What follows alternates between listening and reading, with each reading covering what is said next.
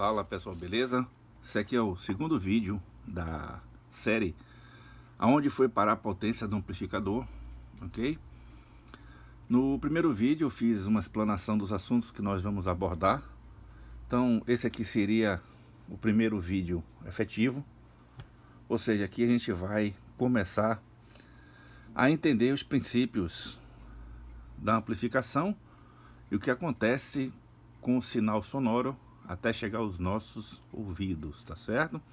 Então aqui a gente vai desmistificar muitas informações que são passadas aí e, por incrível que pareça, não tem consistência alguma. Ok, gente? Vamos trabalhar com unidade de potência em watts para a gente ter uma linearidade aí na informação. Vamos tratar do início da amplificação, né? Onde eu vou mostrar para vocês o que ocorre aí no amplificador. Então, o amplificador de potência, nós temos a potência elétrica que o transformador consome. Então, a depender da eficiência do transformador, você já tem perdas consideráveis. Então, após a isolação aqui da tensão elétrica, né, que aqui é um transformador, pega 0, 127 ou 220 e transforma em uma outra energia AC de forma isolada galvanicamente pelo transformador. Então depois nós passamos por uma parte de retificação, depois filtragem. Então em todas essas etapas aqui a gente já tem perda de potência, ok? E quanto mais se eleva a temperatura do amplificador, mais perda você consegue perceber nesse estágio aqui, ok? É através desse estágio aqui, que é a fonte de alimentação, que nós determinamos a potência máxima que o amplificador pode atingir, porque não adianta você ter um amplificador com muito transistor e pouca fonte de alimentação, ou seja, a fonte vai restringir a potência do amplificador, ok? Vamos entender aqui um transformador.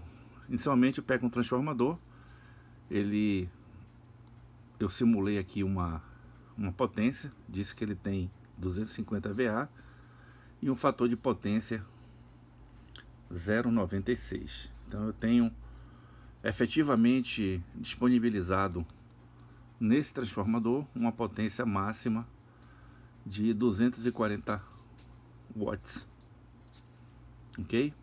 Reais. Então eu só posso extrair desse transformador 240 watts. Se aumentar, o transformador entra em esterese, aquece mais e vai dar mais perda ainda. Então, por isso que é sempre bom você ter um dimensionamento razoável entre a fonte de alimentação e o consumo, ok? Porque se você for um amplificador de alta potência que trabalha aí em alto desempenho, quer dizer, trabalha a parte do tempo em alta, que são o caso de amplificadores profissionais, você tem que ter uma fonte com uma certa folga diferenciada. Então isso já é um ponto que diferencia os amplificadores, uso doméstico para uso profissional, ok? Vamos analisar um amplificador que ele produz 100 watts RMS em carga de 4 ohms. Então eu tenho que ter uma tensão AC na saída dele mínima de 20 volts AC e com uma impedância de 8 ohms eu tenho uma potência menor de 50 watts mantendo os 20 volts na saída. Então essa relação, gente, é muito importante para que vocês entendam. O amplificador, quando ele é projetado para trabalhar com baixíssimas impedâncias, tipo 2 ohms, ele é sinal que ele pode carregar muitas caixas de som nos arranjos que nós vamos analisar logo a seguir.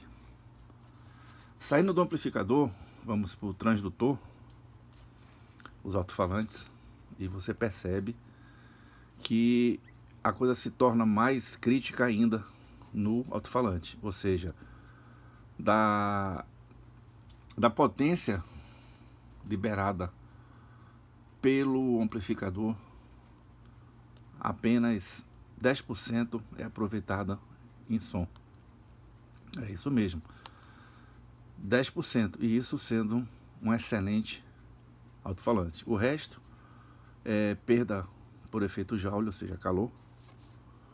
E o efetivo do alto-falante mesmo é 10%, ou seja, se eu tiver 100 watts aplicado aqui no alto-falante, RMS, eu só vou traduzir, claro que tem uma distância, tem determinados critérios, uma potência de 10 watts sonoros, isso sendo um excelente transdutor. Nós sabemos que cada alto-falante ele tem sua faixa de atuação, ok? Então você tem aí os subwoofer, que parte de 20 Hz, né, que é a parte que a gente ouve, vai até no máximo aí 200 Hz. E tem um woofer que passa de 70 Hz, vai até 300, 600 Hz e assim sucessivamente. Mas nós vamos abordar esse tema de frequências em uma outra aula deste playlist aqui, tá? Dessa playlist. Então, como é que funciona o transdutor? Então, tudo evolui menos os alto-falantes. Isso aí, gente, é uma premissa que já foi derrubada. Hoje está sendo produzida aí alto-falantes de melhores rendimentos e com isso consegue-se ter melhor qualidade sonora, reduzindo-se a potência do amplificador. Para você ter ideia, essa potência liberada pelo alto-falante, ela é chamada de potência sonora, ela é baseada no tamanho do transdutor. Então, se o transdutor ele ressoa uma frequência mais baixa, ele vai ter que ter uma área maior para deslocamento do ar, porque frequências mais baixas têm um comprimento de onda maior, ok? E assim sucessivamente. Outro aspecto que tem que ser levado em consideração é o excursionamento do alto-falante, ok? Então ele funciona como uma bomba de ar indo para frente e para trás, tem um limite. E se você colocar amplificadores de alta potência, não levando em consideração a potência do alto-falante, você pode danificar ele, queimando o indutor, ou ele saindo fora do eixo de funcionamento dele, ok? Você vai romper aí a aranha, vai danificar a bobina, vai prender a bobina e vai perder o alto-falante. Então, temos que ter em mente que o sistema de sonorização, ele é um sistema complexo, onde devemos analisar tanto a parte de amplificação do sinal, como também a sua transformação de sinal elétrico para sinal sonoro, né? Mecânico. Uma outra tópico que aflige muita gente que monta seus amplificadores é fazer o casamento de impedância dos alto-falantes e qual alto-falante escolher para seu sistema de sonorização. Então você tem a eficiência do alto-falante, onde a eficiência vai traduzir para você o número de pressão sonora, ou NPS, né? É uma função logarítmica, ok? Onde você precisa de informações do ambiente para calcular sua pressão sonora e saber qual a litragem aí da caixa de som e qual alto-falante que se encaixa no perfil do seu amplificador. Ok, gente? Então, quando você vai projetar um amplificador, tem que se ter em mente um sistema ideal e depois fazer os testes e ter um diagrama onde você vai demonstrar a eficiência sonora da caixa de som e do amplificador, ok? Lembrando que o casamento de impedância é importantíssimo para o melhor desempenho de ambos os itens, tanto o amplificador como o transdutor. Eu fiz aqui uma demonstração de uma relação entre potência, né? Então botei uma potência elétrica de um amplificador de 1000 watts, ok? A potência aqui do amplificador, ele, no caso AB, ele dos 1000 watts disponibilizado aí pelo amplificador, eu tenho 400 watts RMS de sinal elétrico na saída dele. E quando ele vai para o alto-falante, o calor, só o calor consome dessa potência de 600 watts, ou seja, o amplificador consumiu 1000 watts da rede elétrica, disponibilizou na saída dos alto-falantes 600 watts, houve uma queima de 400 watts em calor. Por sua vez, o amplificador entrega o sinal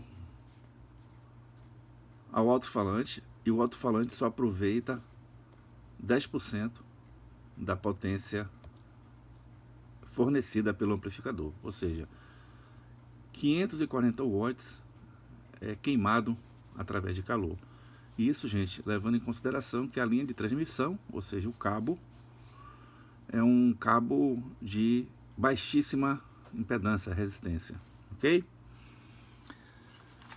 Outro aspecto interessante para vocês que gostam de alto-falantes de baixa impedância, eu vou passar uma informação para você que talvez vocês gostem muito ou talvez não gostem muito. Então, vamos lá. Com o aumento da potência dos amplificadores, principalmente dos amplificadores classe D, que tem um rendimento de certa forma maior do que o AB, você consegue uma potência de saída na elétrica do amplificador muito maior do que os alto-falantes eles podem suportar. Então, com isso, muitos fabricantes adotaram o regime de reduzir a impedância do alto-falante. Vocês observam que os alto-falantes para a linha automotiva ele tem mais baixa impedância do que o da linha uso profissional, né? Uso em publi ads. Então, o que acontece nesses alto-falantes? Eles são, de certa forma, mais rígidos, os alto-falantes para baixa impedância. Você tem uma aranha, né, mais dura, a aranha que trava a bobina no conjunto magnético. E com isso, o excursionamento precisa de mais energia para movimentar. Então, com isso, você precisa reduzir a impedância das bobinas e utilizar um fio mais grosso para fazer essa bobina. Então, o que vai acontecer com esse alto-falante é simplesmente queimar mais energia através de calor, tendo a mesma potência sonora de um bem menor do que esse alto-falante produzido aí para amplificadores. Então, quem faz amplificador de potência para uso profissional, ele é projetado para atingir baixas impedâncias, mas através de associação de alto-falantes, ok? Com isso você vai melhorar o desempenho sonoro do seu sistema, você vai ter maior pressão acústica, porque são vários alto-falantes atuando, uma bomba bem maior, e vai ter uma potência dividida nas cargas dos alto-falantes. Então você vai ter perdas de calor menor, porque as bobinas são de maior impedância, no caso 8 ohms, e com isso você vai ter um sistema mais equilibrado. Então, um exemplo aqui, alto-falante de um amplificador de 100 watts, ele distribui no sistema 50 para cada alto-falante, que corresponde ao 100. Então o aproveitamento sonoro desse é muito maior do que esse aqui. Então, comparando o sistema com o outro, a perda de energia maior desse sistema. Você tem um alto-falante, observando que ele é do mesmo tamanho, 10 polegadas, e aqui 10 polegadas, 10 polegadas. Então você vai ter maior pressão sonora, ok? E a gente não pode confundir em potência do amplificador como volume do amplificador, tá certo? Então, para se entender melhor sistemas de amplificação, inclusive quem gosta de ouvir um som de qualidade, é você prestar atenção nos detalhes da natureza, onde o nosso ouvido humano, ele é capaz de perceber de 20 Hz a 20 kHz, mas com o passar dos anos você vai perder essa capacidade, tanto nas frequências mais baixas como nas frequências mais altas. E a nossa faixa é de 3.100 Hz, ou 3.1 kHz. Ok, pessoal? Então esse aqui é o primeiro vídeo. Tem muito assunto ainda para estudar. No próximo vídeo eu vou falar sobre o rendimento dos alto-falantes utilizados em linha profissional, né? Em sonorização pesada. E vocês vão entender o porquê que os alto-falantes de amplificadores classe AB, eles são diferentes dos amplificadores classe D. Vocês vão entender a relação do ruído, o porquê que você queima a bobina do seu alto-falante em um amplificador classe D e os efeitos negativos do indutor do alto-falante para o amplificador e quais proteções a gente vai direcionar para que você evite a queima do seu amplificador. Ok, pessoal? Então eu estou fazendo essas aulas aqui, já tem mais assuntos a serem tratados no próximo vídeo. Eu espero que vocês gostem.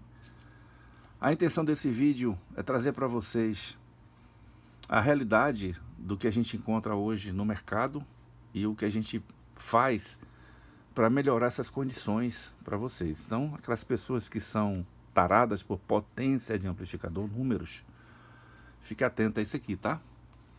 Isso aqui é uma condição que vocês devem levar em consideração quando vocês adquirirem amplificadores de alta potência para usar em casa, principalmente nos danos que vocês vão conseguir no seu ouvido utilizando determinados amplificadores, onde você não tem o balizamento da distribuição de harmônicos, não tem um balizamento das frequências parasitas, ou seja, não sabe o quanto o seu ouvido é danificado por frequências indesejáveis no sistema de áudio, ok? Então, com o tempo, a sua audição tende a deteriorar cada vez mais, prejudicando aí a sua audição futura e, por consequência, a perda auditiva definitiva. Então é isso aí, pessoal. Forte abraço. Quem gostou do vídeo aí, dá aquele like para ajudar o canal. No vídeo 2 nós vamos ter continuação desse tema e vamos ter aí, finalizando nesse vídeo, uma introdução sobre, desse playlist, a introdução de filtros, ok? Para melhorar o desempenho do seu amplificador. Ok, pessoal? Aquele abraço e até a próxima.